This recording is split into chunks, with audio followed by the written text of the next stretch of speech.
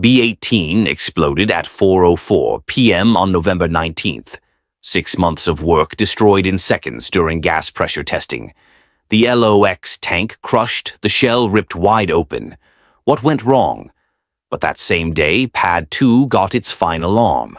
S-39 stacked in record time. Pad 1 is being torn down faster than planned. While B-18 sits destroyed, everything else at Starbase is accelerating. So, is this explosion a critical setback, or is SpaceX already moving past it faster than anyone expected?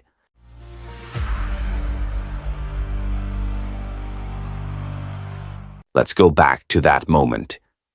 4:04 p.m. at Massey test site. B-18 standing vertical, technicians at safe distance. This wasn't supposed to be the dramatic part. Just routine gas pressure testing before any fuel ever touched the tanks. Then the LOX tank section collapsed inward like someone crushed it with an invisible fist.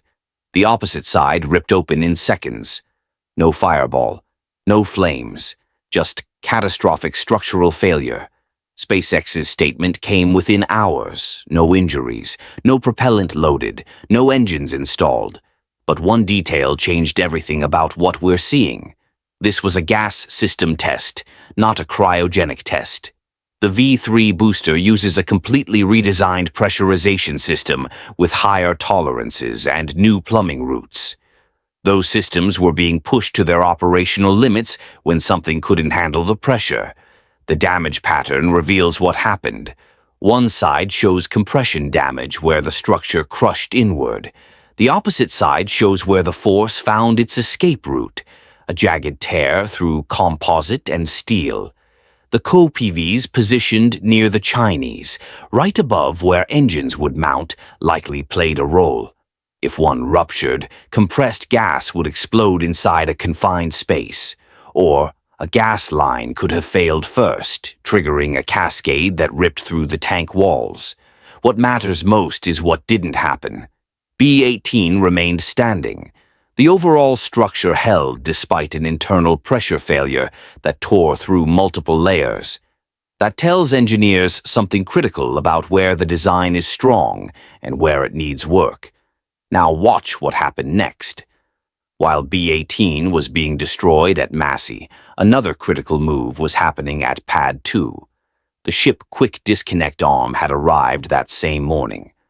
By midday, crews connected it to the crane. By the time B-18's hull was torn open, that arm was ready for installation, and the work didn't stop. The arm went up on schedule. Pad 2's flame trench continued testing.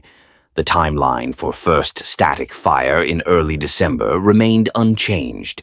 This tells you SpaceX anticipated this kind of failure.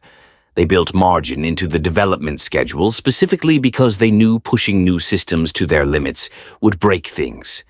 The V3 program isn't dependent on a single booster succeeding. It's designed to absorb impacts and keep moving forward. S-39 proves that point. While B-18 sat damaged at Massey, the first V3 ship completed final stacking. Total assembly time from nose cone to aft section was 33 days. That's 9 days faster than any V2 ship on record. 9 days might not sound significant until you multiply that efficiency across a dozen vehicles. SpaceX just proved they can produce V3 hardware faster than the previous generation, which means the manufacturing pipeline can outpace the test failures. Meanwhile, at Pad 1, the old era is being systematically erased. The third and fourth support legs of the original orbital launch mount came down on November 19th. The remaining 2 legs will be gone within days. Once debris is cleared, excavation begins for the new flame trench system, mirroring Pad 2's design. The old pad served its purpose during early test campaigns, but it was always a compromise built for speed rather than sustained operations. The new system is being engineered from the ground up for reusability and high-cadence launches. SpaceX believes they can have the upgraded Pad 1 operational by Q3 next year. That timeline banks on lessons learned from building Pad 2 and the fact that Pad 1's foundation doesn't need complete reconstruction.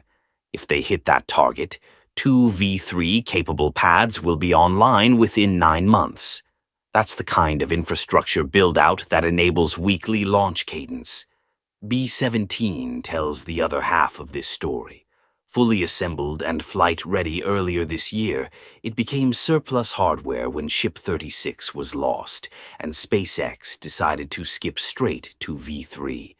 On November 19th, the same day as B-18's failure, B-17 was rolled into Mega Bay 1 for scrapping. Crews stripped the Chinese, CO2 tanks, and COPVS. Anything salvageable gets repurposed, everything else gets cut apart. B-17 never flew and never will. That's how decisively SpaceX moves when they commit to the next generation. The pattern becomes clear when you step back. B-18 destroyed, B-17 scrapped, Pad 1 infrastructure demolished. These look like setbacks. But on the exact same timeline, S-39 stacked in record time, Pad 2 received its final components, new systems validated through aggressive testing, and chopsticks upgraded for 2-stage catch capability. Every V1 component is being replaced with V3 hardware simultaneously. There's even progress happening 800 miles away at McGregor. A Raptor 3 engine exploded during startup testing last week. SpaceX issued no statements, announced no delays, raised no concerns. That explosion was almost certainly intentional, a limit test to understand exactly when and how the engine fails during restart sequences. Flight 12 in January will attempt the first Raptor 3 relight in space. Future missions depend entirely on that capability working. You can't build orbital refueling if engines won't restart. You can't land on the moon if descent burns fail to ignite.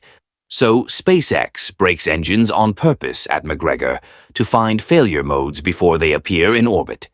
The leaked timeline shows uncrewed lunar landing in June 2027 and crewed landing in September 2028.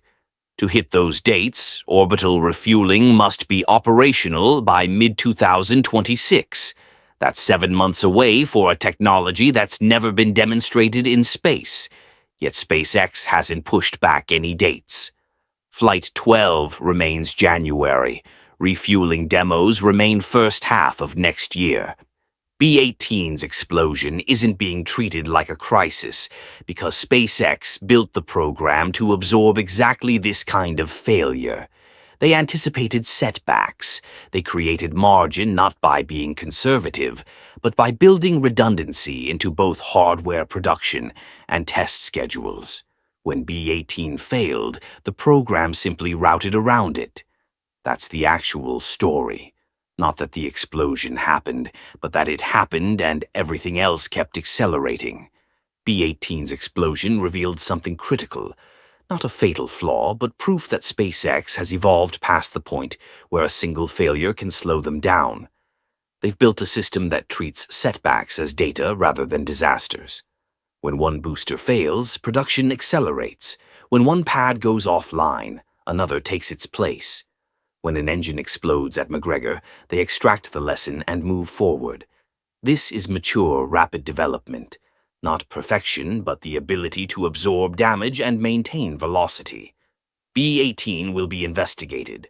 Those lessons go into B-19, B-20, and every booster after. Meanwhile, S-39 moves toward cryo-testing. Pad 2 is weeks from first static fire. Pad 1 is being rebuilt. The V3 era isn't coming. It's already here.